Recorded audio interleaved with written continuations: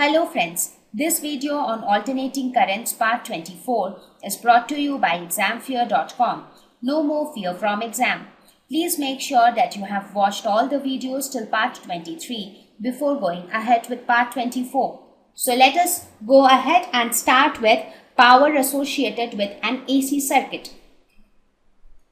So let us try to calculate the power associated with an AC circuit in a similar manner as we did for inductive circuits and capacitive circuits. So let us suppose that my source voltage V is an alternating voltage of the form Vm sin omega t. Now, what was the current that we received for an LCR circuit? We are talking about LCR circuit in general right now. That means we are not focusing on a specific AC circuit.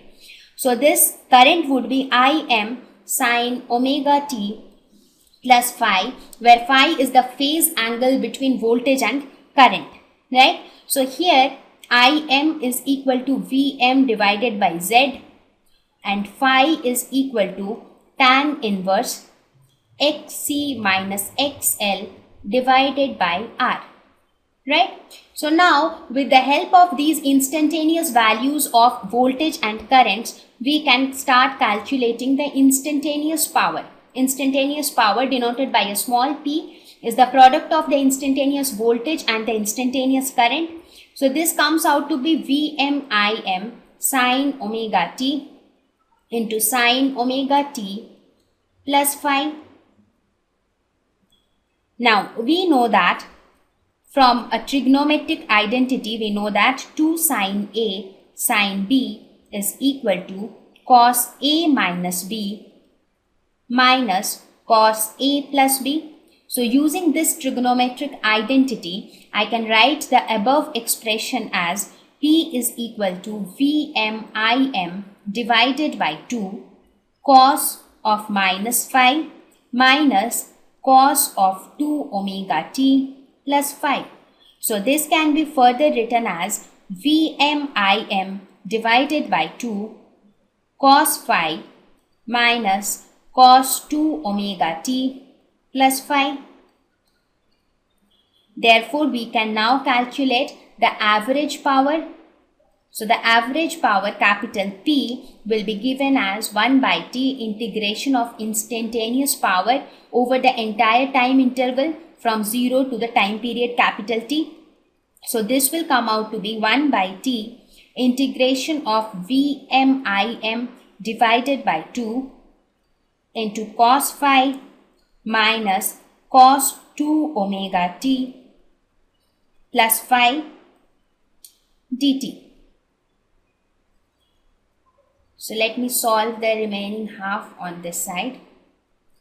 So this can be written as Vm divided by 2t cos phi into t. This is the first term. That means this cos phi dt. So this is the first term and this is from 0 to capital T. So I am separating the two terms and the second term would be Vm divided by 2t integration of cos 2 omega t plus phi dt. So this comes out to be Vm, this dt will get cancelled, divided by 2 cos phi minus Vm divided by 2t into sin 2 omega t plus phi divided by 2 omega from 0 to capital T. So this comes out to be Vm divided by 2 cos phi minus Vm divided by 8 pi into sin 2 omega t plus phi from 0 to t. So now this term comes out to be 0 because when you put the value of t here, it comes out to be sin 4 pi plus phi. So this comes out to be 0. Therefore, we get that power P is equal to Vm divided by 2 into cos phi. So what do we find? We find that the average power associated with any AC circuit, with any general AC circuit, not only includes the values of the voltages and currents, but there is also another factor called cos phi. That means it also depends upon the phase angle between the voltage and current. So this cos phi is often known as the power factor. So when we talk of resistive circuit, since the voltage and current are in phase, therefore phi becomes equal to 0. So similarly, it changes for different AC circuits. So now in this slide, we will look at the power for different types of AC circuits. So we will first talk about the resistive circuits. For a resistive circuit, phi is equal to 0 because voltage and current are in phase. Right? Now since phi is equal to 0, therefore cos phi is equal to 1. So power is equal to Vm divided by 2. So this is the maximum power dissipation. How do you know this is the maximum power dissipation? You will come to know as soon as I tell you about the other AC circuits.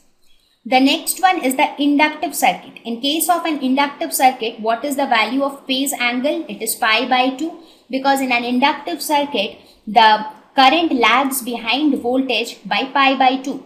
So phi is equal to pi by 2. So P will be equal to 0 because cos pi by 2 is equal to 0.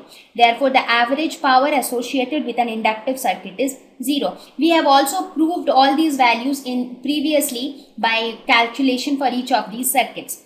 Similarly, for capacitive circuits also the phase angle is pi by 2. Here the voltage lags behind current by pi by 2. But anyways, phi will be pi by 2. Therefore, the average power associated with capacitive circuit is also 0. Next is our LCR circuit. In LCR circuit, phi is equal to tan inverse XC minus XL divided by R. Right? So, this is the value of phi. So, in this case, power dissipation occurs only in the resistance R because there is no power dissipation for capacitance. There is no power dissipation for inductor. So power dissipates only in resistor.